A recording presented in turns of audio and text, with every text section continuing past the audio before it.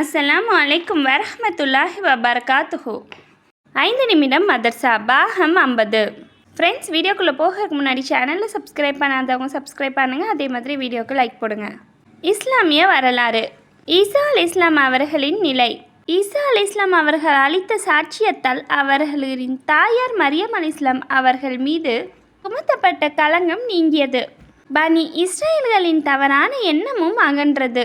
தாயின் அன்பான அரவணைப்பில் ஈசா அலைஹிஸ்ஸலாம் அவர்கள் வளர்க்கப்பட்டார்கள். ஆனால் ஈசா அலைஹிஸ்ஸலாம் அவர்களின் பிறப்பை பற்றி சந்தேகம் சமுதாயத்தில் உள்ள சில கயவர்களுக்கு இருந்தாலும், ஜக்ரியா அலைஹிஸ்ஸலாம் அவர்களின் படுகொலையை கண்ணால் கண்டிருந்தாலும், மேலும் அந்த அரசனின் மீதிருந்த அச்சத்தாலும் மரியம் அலைஹிஸ்ஸலாம் அவர்கள் தனது மகனை தூக்கி கொண்டு தமது உறவினர்களின் ஊரான மிருஸ் என்ற ஊருக்கு சென்றார். 12 ஆண்டுகளுக்கு பிறகு அங்கிருந்து மகனை அழைத்து கொண்டு மீண்டும் பைத்துல் முகதஸ்க்கு வந்தார்கள். ஈசா அலைஹிஸ்ஸலாம் அவர்கள் 30 வயதை அடைந்ததும் இவர்களுக்கு நபித்துவத்தை வழங்கி வான்மறையம் இஞ்சில் என்றும் வேதத்தையும் அருளினான். இறை மறுப்பு மற்றும் இணை வைத்தல் ஆகியவற்றுகளுக்கு எதிராக தமது ஏகத்துவ அழைப்பு பணியை ஆரம்பித்தார்கள்.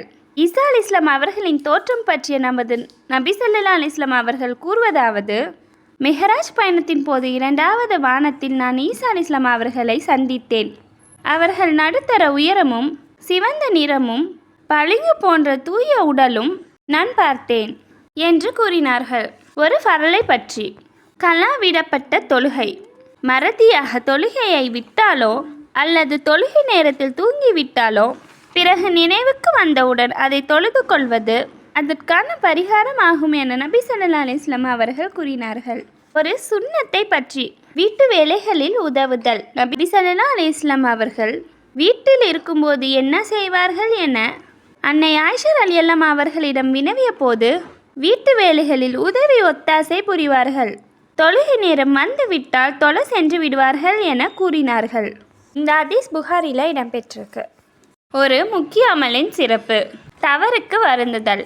ஒரு தவறையோ அல்லது பாவத்தையோ செய்தவர் பிறகு தான் செய்ததை நினைத்து வருத்தப்பட்டால் இந்த வருத்தம் அந்த பாவத்திற்கு பரிகாரம் ஆகும் என நபி ஸல்லல்லாஹு அலைஹி வஸல்லம் அவர்கள் கூறினார்கள். ஒரு பாவத்தை பற்றி. சில பாவங்கள் சாபத்திற்குரியவை. பச்சை குத்துபவர், பச்சை குத்தப்படுபவர், வட்டியை புசிப்பவர், வட்டியை புசிக்க கொடுப்பவர், உருவத்தை வரைபவர், ஓவியம் ஆகியோரை நபி ஸல்லல்லாஹு அலைஹி வஸல்லம் அவர்கள் சபித்துள்ளார்கள். மேலும் நாய் விற்பனையையும் தடை செய்துள்ளார்கள். இந்த ஹதீஸ் புகாரியில் இடம்பெற்றிருக்கு.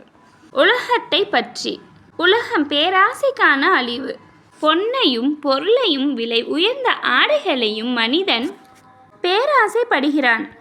அவை கிடைத்தால் திருப்தி அடைகிறான், கிடைக்காவிட்டால் அதிருப்தி கொள்கிறான் என நபி ஸல்லல்லாஹு அலைஹி வஸல்லம் அவர்கள் கூறினார்கள். இந்த ஹதீஸ் புகாரியில் இடம்பெற்றிருக்கு. மறுமையை பற்றி. மனிதன் ஜின்களின் மீது காபிர்களின் கோபம். குர்ஆனில் அல்லாஹு தஆலா கூறுகிறான்: நிராகரித்தவர்கள் அந்நாளில் இறைவனை நோக்கி, எங்கள் இரட்சகனே, எங்களை வழிகெடுத்த மனிதர்களையும் ஜின்களையும் எங்களுக்கு நீ காண்பி.